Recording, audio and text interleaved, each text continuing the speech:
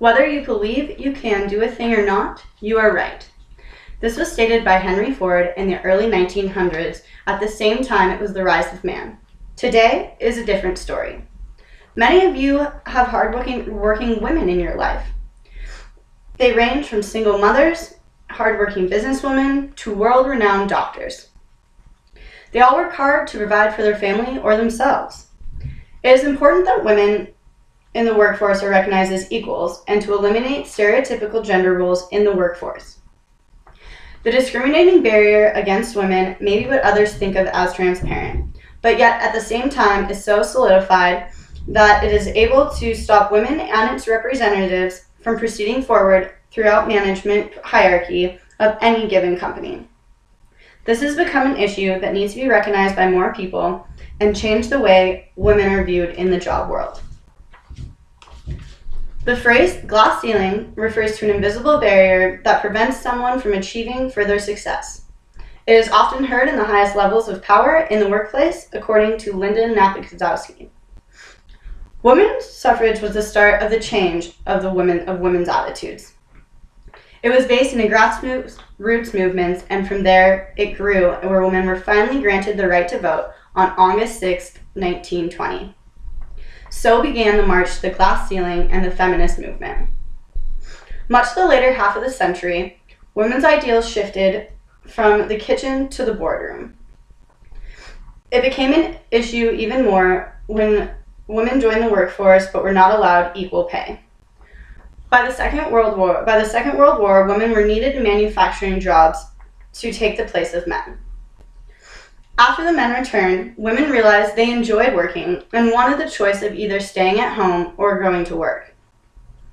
Over the next 50 years, more women decided that housework was a part-time instead of a full-time job. Today, women still make 77 cents for every dollar that a man does. Stated by Forbes magazine, that due to the high cost of economic times, it is now almost required to have two incomes within a household. This ties to the glass ceiling because it is essential that women receive equal pay in order to achieve success and provide for their family. Although not everyone shares this viewpoint, and many still hold true to the outdated philosophy, some women belong in the home rather than in the work field. This opposing view maintains the opinion that they should stay to raise the next generation. According to John Cassidy, despite improvements, the ceiling remains intact. Women still make up 1/5 of the economic elite. This is due to the viewpoint of most men in the workforce do not feel women are equal to them and do not have the experience needed to be in a job profession. Also, men do not want women to get promotions because at any time they could become pregnant and have to take time off. As Sheryl Sandberg says, women are being too self-effacing and moderating our career ambition years before we have children. Not because we want to, but because we believe we must. Even though this may be true, women should be able to pursue their passions if they want to and should be seen as equals rather than a lower status. Today, equal pay average for women compared with the average pay for men has not really changed in more than a decade. Lisa Mance noted that in 2014, the U.S. Census Bureau revealed that the gender pay gap had barely budged in over a year, from only 23 to 22 cents. Statistics like this prove that there is still a glass ceiling. Yes, more women are starting to rise to top management positions and adapt the attitude that other women should have the same opportunities. Another viewpoint comes from DebateWise under the article, Does the Glass Ceiling Still Exist?, where they state, the glass ceiling is removed if women choose to not have children, but in most cases this is hardly encouraging. As a woman who would rather focus on a career than starting a family, I find this truly offensive. Summers' argument that women are drawn to caring professions rather than business ones. As an international business major, I aspire to not only be among a non-caring profession, but to not making having a family a priority. So am I wrong because of what I choose? Am I still a part of the minority and therefore a part of the glass ceiling? I am still a part of the group that deals with a bunch of men sitting around the boardroom table making all of the decisions, according to the Feminist Majority Board. DebateWise also states, the glass ceiling concept almost seems obsolete with the tangible reality of women in the workplace place in the wake of feminism. They also go on to add that, compounded with the socialization of the passive female voice, politics certainly looks set to continue in a male-dominant fashion. So, then why has Hillary Clinton become a primary candidate for the 2016 elections? It is viewpoints such as this that hold on to the notion that women are not superior nor equal to men.